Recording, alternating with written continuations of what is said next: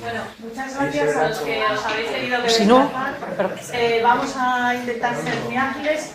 Tenemos dos salas, la principal es esta, pero por motivos de capacidad y de que estamos encantados con tanta asistencia, los que no cabéis aquí tendréis que verlo en streaming desde ¿no podemos, la sala 1. ¿y no podríamos meter alguna silla más aquí? No sé, ¿eh? Bueno, no sé si cabe, en principio por ahí hay algún sitio. Sí, hay un todavía. sitio ahí. ¿Hay otro sitio aquí delante? Era imposible prever Ya, vale. cuál iba a ser la cantidad de público, entonces Hay hemos otro hecho sitio aquí también. lo mejor que hemos podido. Fenomenal. Disculpadnos que en alguna cosa no hemos acertado. Muy bien. Adelante, Ana. Gracias. Bueno, buenos días a todos y a todas. Gracias por haber venido. Os confieso que cuando he entrado me he sentido un poco... Sí, pero ahora que os veo, pues os agradezco mucho que hayáis venido. Bueno, la idea que yo os voy a contar, la historia que yo os voy a contar es un poco una historia que tiene que ver con la arquitectura ibarresa, la arquitectura industrial ibarresa, y de cómo cómo se consigue llegar a un compromiso compositivo con un material y con un sistema constructivo, que es el del hormigón armado, que aparece maduro ya prácticamente justo antes de la Guerra Civil, hacia el 28-29, y que después de la Guerra Civil no solo no se rompe y desaparece, sino que sigue evolucionando como si no hubiera habido un corte, como si no hubiera pasado nada, y además mejora y digamos que perfila mejor su idea de arquitectura. Bien, aquí tenéis una topografía de Eibar, sacada en 1980 aproximadamente. Es una fotografía de José Ronco, que es un fotógrafo ibarrés que tiene una sensibilidad espacial para la industria. Y aquí lo que vemos varias cosas diferentes. Tenemos por un lado este edificio de Lambreta, que es de los años 40, que tiene una sensación racionalista muy clara.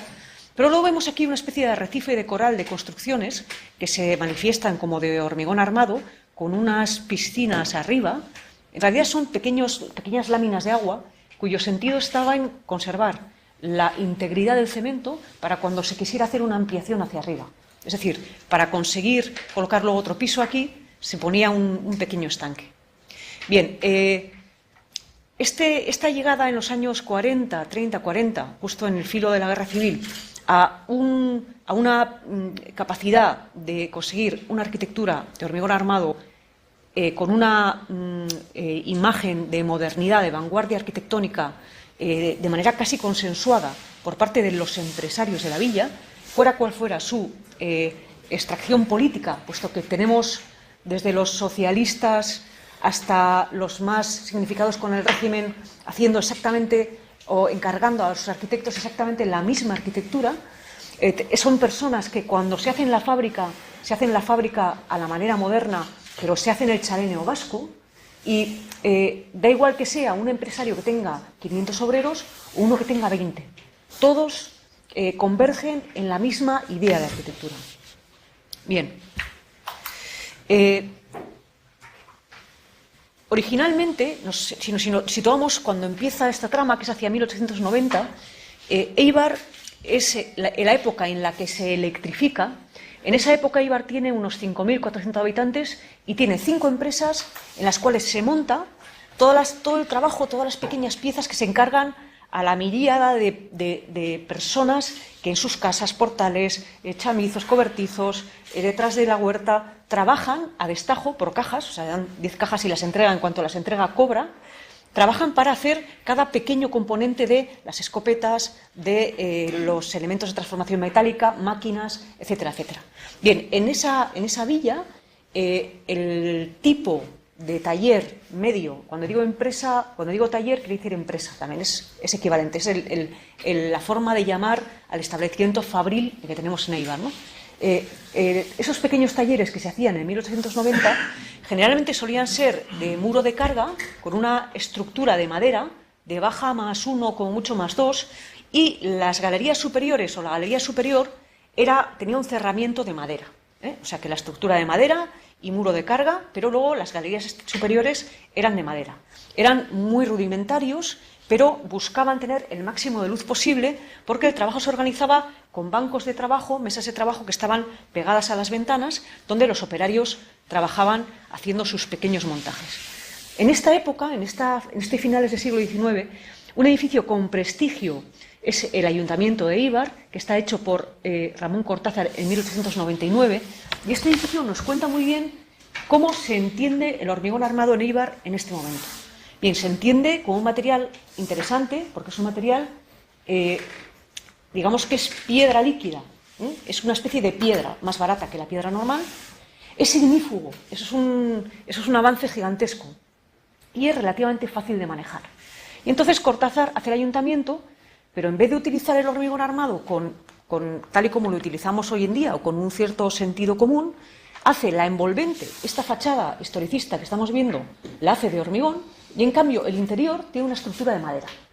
Entonces, vaya, sí, el Ayuntamiento de Eibar se hace con el material más moderno, ya podemos alardear de él, pero la congruencia en el uso del material todavía está muy lejos de aparecer. Y esta es la época que los talleres se hacen con muro de carga, y va a empezar a entrar el hormigón armado en la construcción de esos talleres por las mismas razones. Ignífugo, fácil de hacer, barato, pero vamos a hacer la cáscara de hormigón y el interior con una estructura de madera, que es lo que sabemos hacer, la estructura de madera. Para muestra un botón. Este es un taller de 1902 para Pedro José de Astorbe, hecho por Pedro José de Astorbe, que es maestro de obras. Vemos la planta, vemos los postes de madera y vemos el muro de carga. Seguimos. Esta es un poco la fachada, ya me perdonarán por la foto. La galería superior de madera también es propia de la arquitectura residencial, pero es característica de una construcción en madera, no tanto fabric como de madera, es continua. Y lo más interesante, la sección. En la sección vemos efectivamente el muro de carga, pero ya a partir de aquí, en esta parte de aquí arriba, el edificio es de madera. Aquí tenemos la solivería, la viga y el poste de madera. Entonces, este tipo de edificio es el que el obrero, que ya ha hecho unos cuantos trabajos como él solo en su portal, ha cogido un poco de dinero y ha querido ampliar y poner una pequeña empresita con 5 compañeros más, se hace este tipo de taller. Bien, ¿en qué registro estilístico estamos en este momento? Este es otro edificio de prestigio en Eibar que marca un antes y un después, que es la Escuela de Armería, la primera escuela de formación profesional de prestigio de España, digamos, y este está hecho por Augusto Aguirre en 1913 con una estructura de hormigón armado y un cerramiento de ladrillo. Este ya es más congruente. Ya aquí, digamos que el hormigón armado está usado como se estaba usando pues, en los ensanches de las ciudades, porque la estructura era la parte fundamental y digamos que la fachada luego ya se revestía o se decoraba. Bien, el estilo que tiene es un estilo ecléctico, un estilo propio de la arquitectura de las exposiciones universales, de los pabellones, de un tipo de construcción que se asocia con lo industrial, pero que tiene prestigio, es una arquitectura culta, digamos. Bien, el siguiente hito es esta fábrica de aquí, que es la fábrica de máquinas de coser de Alfa, que también es un proyecto de Augusto Aguirre, el mismo arquitecto que aquí vemos la Escuela de Armería. También hace la estructura con hormigón armado. Aquí vemos la ampliación que está dejada para más adelante y vemos que tiene elementos, cartelas, alguna pilastra, que tiene gestos. Tenía más gestos en el proyecto que se dibujó que en el que se realizó, pero que tiene gestos compositivos como los de esta arquitectura ecléctica, que se corresponde con esa arquitectura industrial, escolar, institucional, del filo del cambio de siglo. Perdona. Sí. Echa la foto anterior. La de la escuela. Esta sería una cubierta que luego aparece. Sí, sí. Luego aparece. En cambio hay de... Sí, aquí. Sí. Igual, en este caso, estaba inaugurada pero sin terminar. Porque creo que es de la inauguración. Es del Fondo Indalecio Janguren del Archivo del Ayuntamiento de Eibar. Son antiguas. Eso tiene más plantas, ¿no? Se ve la foto ahí cortada. Sí, para abajo. Tiene más plantas para abajo. Sí, sí, eso es. Eso es. Bien, en esta época, 1910 ya, tenemos un tipo de taller que ya está empezando a cambiar. Ya vemos que tiene una composición mucho más desligada de esas cartelas, pilastras, adornos. Es decir, el ornamento se está cayendo, se está yendo. Vemos que también se utiliza, aquí en este caso, hay un cierto uso del hormigón armado, pero sobre todo tenemos de nuevo una estructura todavía de madera, con un cerramiento de ladrillo y una carpintería un poco más industrial, pero todavía no hemos llegado a ese modelo.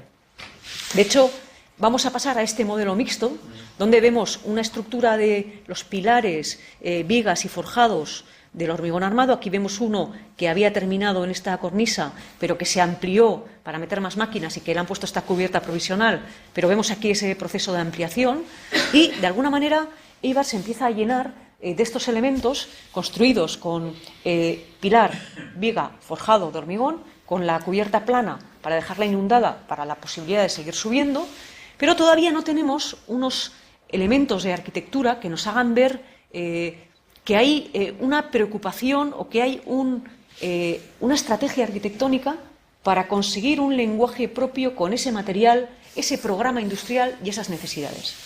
Y llegamos al año 1930, aquí tenemos una vista de Eibar de 1930 que contrasta con la vista de Eibar de 1937, después de la guerra, que Eibar quedó así. Es decir, destruido en un porcentaje elevadísimo. Bien, Eibar fue uno de los pueblos adoptados por la Dirección General de Regiones Devastadas. En 1940 ya tenía su plan, pero en 1937, que ya había acabado la guerra para Eibar, ya se empezó a reorganizar ese tejido industrial que en 1930, digamos, ya en esta época, lo que se ha destruido es un tejido que agrupaba a 13.000 habitantes, con 105 empresas y con un movimiento industrial mucho mayor. Entonces, ¿qué pasó en el 37? Pues ocurrió que el único sitio de España que tenía un tejido humano capaz de reconstruir una producción industrial rápidamente, porque se había acostumbrado a producir en cualquier sitio, empezó a producir mercancías y a venderlas en el mercado español y a hacer dinero. Y entonces, los propios arquitectos de regiones devastadas, que eran Joaquín Domínguez y Ponte, empezaron a construir para los particulares también edificios industriales. Y es cuando empezamos a ver unos edificios industriales. Este es el casco de 1938, este es de Raimundo Alberdi, que nos muestra ya con una cierta claridad que hay un modelo que ha comprendido el sistema, que se maneja bien con el hormigón armado y que está haciendo una arquitectura sin ninguna concesión al adorno y que se limita al programa industrial utilizando la alternancia de llenos y vacíos, las carpinterías industriales, la geometría limpia, ese tipo de composición. Esta es uno de las fábricas emblema de Eibar. Más posibilidades. Tenemos este pequeño edificio que está al lado de la estación de tren y tenemos Aurrerá, la nave, digamos, la parte de oficinas de la Fundición Aurrerá. Estos son también de Raimundo Alberdi, este es del 42 y este es del 46, uno y otro, y ambos utilizan la misma tecnología de hormigón armado, cerramiento de ladrillo y ya incorporan, porque estos dos están en la mitad de la ciudad, incorporan elementos decorativos como la fachada en esquina curva, como estos antepechos de arriba y aquí con los óculos y las ventanas, incorporan elementos claramente deco. Estos elementos deco son muy apropiados para esta arquitectura cuando entra en el centro de la ciudad, que lo hace muy a menudo. Aquí tenemos Beistegui y Hermanos, de Ramón Martiarena del año 51, un edificio impresionante, porque, como ven, están justo metidos en la mitad de la ciudad. Esto es Lambreta y esto es Alfa, el edificio de Alfa que ya se cayó.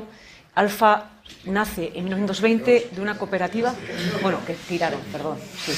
No se bombardeó. Murió y lo mataron, pues lo mataron, vale. Bien. Estos dos edificios son de Domínguez Elósegui, que es el arquitecto de la Dirección General de Regiones Devastadas, un hombre que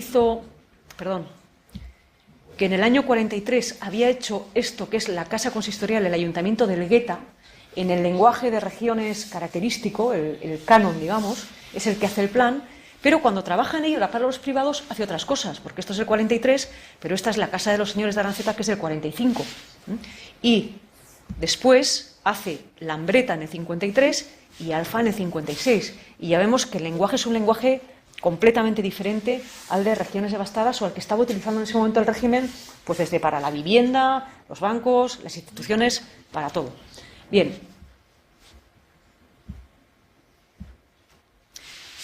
Con estos edificios como elementos más descollantes, Eibar se fue llenando durante los años 40 y década de los 50 de múltiples edificios industriales, talleres, fábricas, almacenes, que se acoplaban a la orografía de Eibar, que es dificilísima porque es una V tremenda, y que además crecían en altura, dejaban la azotea para seguir creciendo en altura y utilizaban muchísimo el recurso de la esquina. Son edificios que tienen una vocación urbana evidente, son edificios que se hacen notar.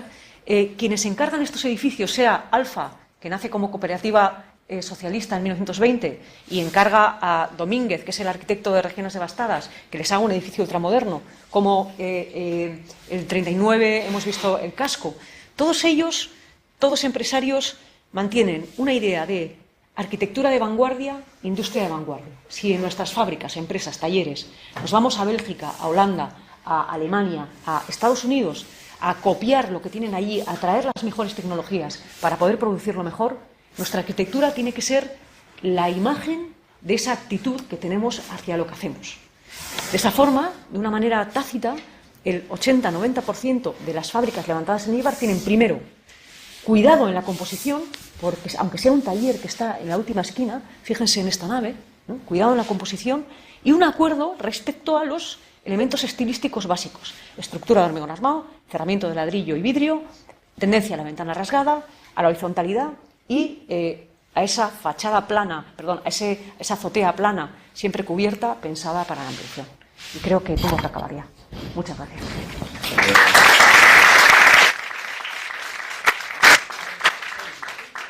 Este es el Corzo, me parece. Escopetas el Corzo.